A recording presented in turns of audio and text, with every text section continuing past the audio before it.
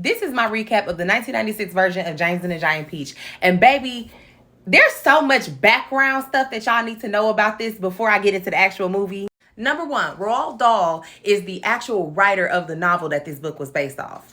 This man did Willy Wonka and Matilda. Now, what do these two things have in common with James and the Giant Peach?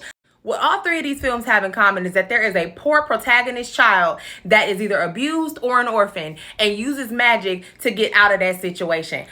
I don't know what was going on in Raw's head for these three concepts to pop in, but honey, he needed some medication. The other thing that I want to call out is that Randy Newman does the soundtrack. Son, you're going down in history. Like, please, what is this organ? So we get Nightmare Before Christmas visuals with a Toy Story ass soundtrack. I also have to call out that the book is much more raunchy than the movie is and was actually banned in the UK until 1967, but was released in the United States without a problem in 1961. I wonder why. They don't give a damn about these kids. Now this is James. He's our protagonist. And these two people are James' late parents. And I say late because they was on a beach one day during James' birthday. And I don't mean to laugh, but this is ridiculous. A rhinoceros literally attacked them on the beach and killed them. Now, as an adult, I know these people was electrocuted. And they just threw James far enough into the sand where he did not get electrocuted. That rhinoceros was electricity and that's why they died. These two people are James's aunts. They adopted him after his parents died. And excuse me, but I gotta make a call. CPS, hey, I would like to report two weird bitches abusing the child and not giving them any food and making them sleep in the attic. But despite these weirdos trying to beat the memories out of this child, James seems to remember his parents always wanted to move to New York because he kept this travel guide that they gave him during his birthday.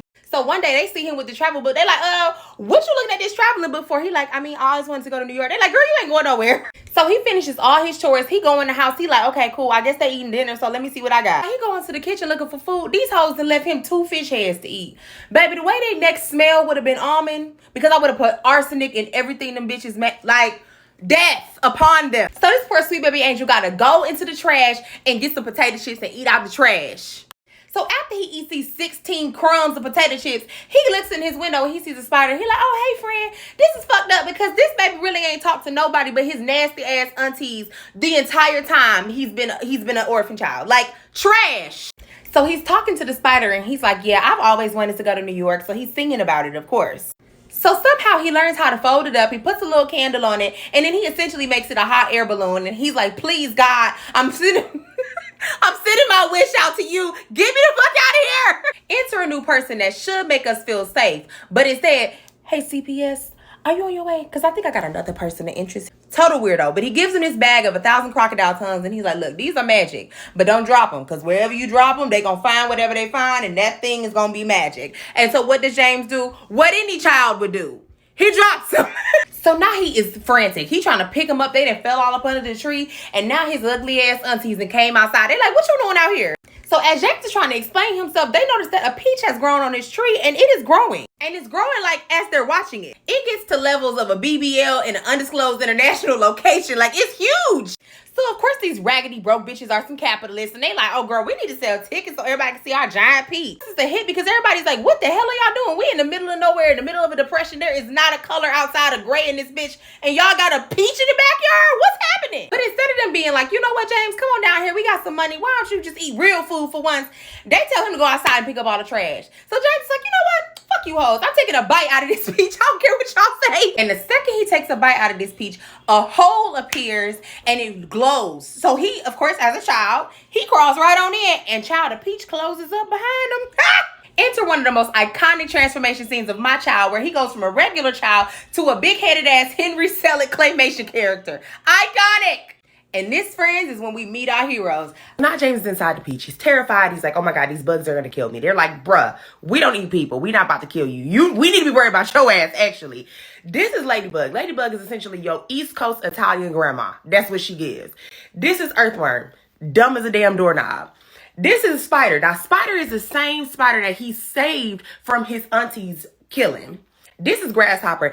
Grasshopper gives your cousin that think that they better than everybody because they went to a private school. That bug on the end is Centipede. He gives East Coast, New Jersey scammer that joined Forex, Wake Up Now, Herbalife, all of those girls. Then we have my favorite, Glowworm. Glowworm is just too fucking fancy to be around them ever. So she just basically sits up in her little tower and lights the place. I have to stand. So they start realizing that they have more in common than different. But the minute they start celebrating it,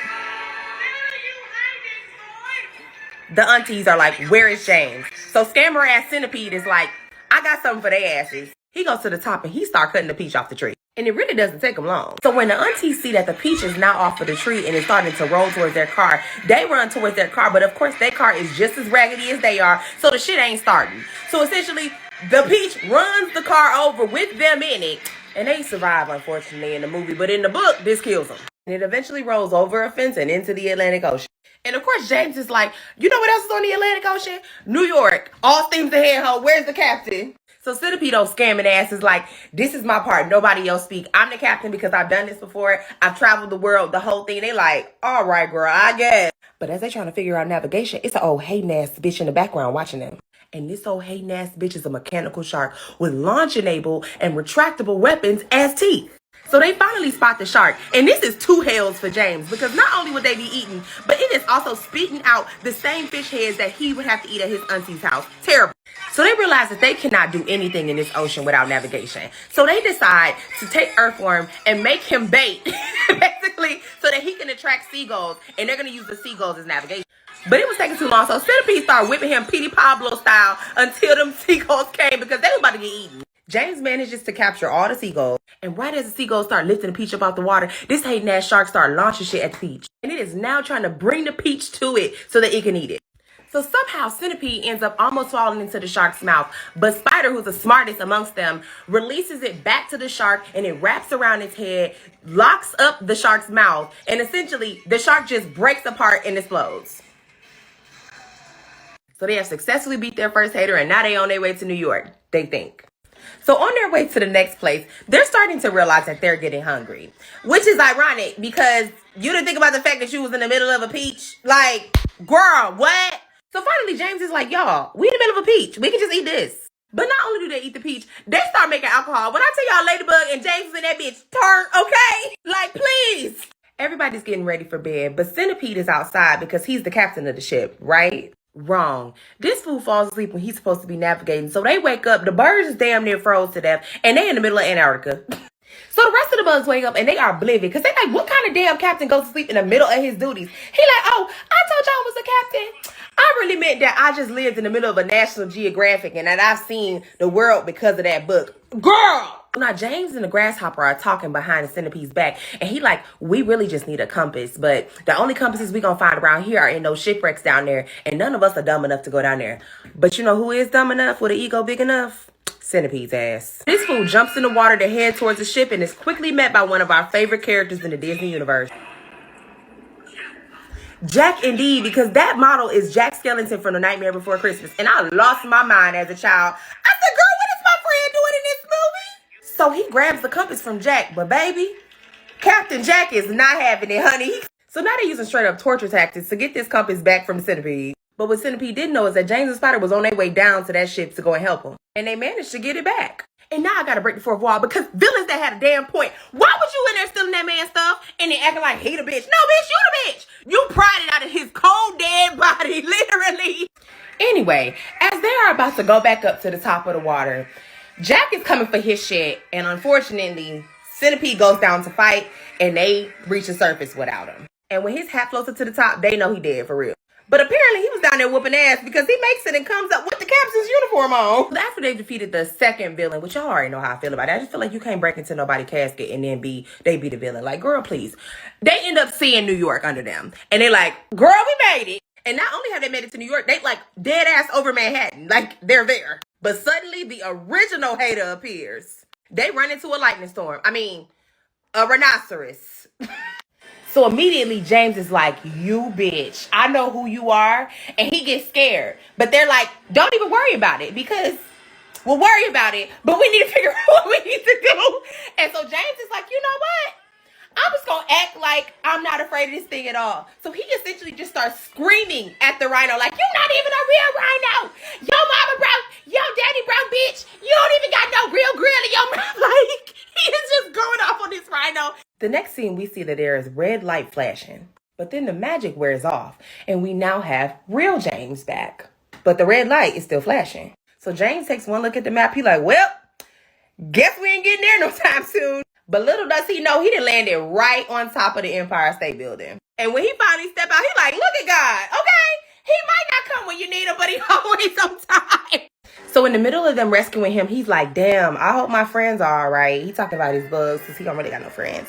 And in the middle of the police trying to help this child out, who shows up? Not CPS, but his aunties in that old raggedy ass car. Now, how did they go across the Atlantic Ocean in this car, baby? It could barely get down the road. So these greedy hoes is like, can we get our Peach and our nephew back, please? The police officer is like, okay, James, tell us the story. He tells them the story of all the things he's done. They're like, he's obviously lying. James is like, no, they lying, and I can prove it. So, baby, James let that chopper sing. He like, I ain't going nowhere with you hoes. I'm always hungry. Y'all always beat me. It's not happening. I'm staying right here. And the crowd is like, oh, what you mean beating them? So one of the aunties goes and gets a weapon because that's how you get your child back when CPS is looking for you. What? But then his bug friends show up and everybody in New York is like, girl, he was telling the truth the whole time. Arrest these bitches. So Miss Spider wraps them up and the police officer's like, I've seen everything I need to see. Get them out of here. And in the end, James lets everybody in New York enjoy the Peach down to the pit, literally. And they build a house in the middle of Central Park. And James lives there and tells his story about his adventures with his friends for the rest of his life. And that's when we find out James now has friends. The glowworm is now Lady Liberty's new light. Spider then opened a jazz club. Ladybug becomes a nurse. Earthworm becomes an influencer. Grasshopper joins the orchestra. And a scammer becomes a politician. All is right in the universe. Let this be a lesson unto all of us. If you see a very skinny, dirty child, call CPS.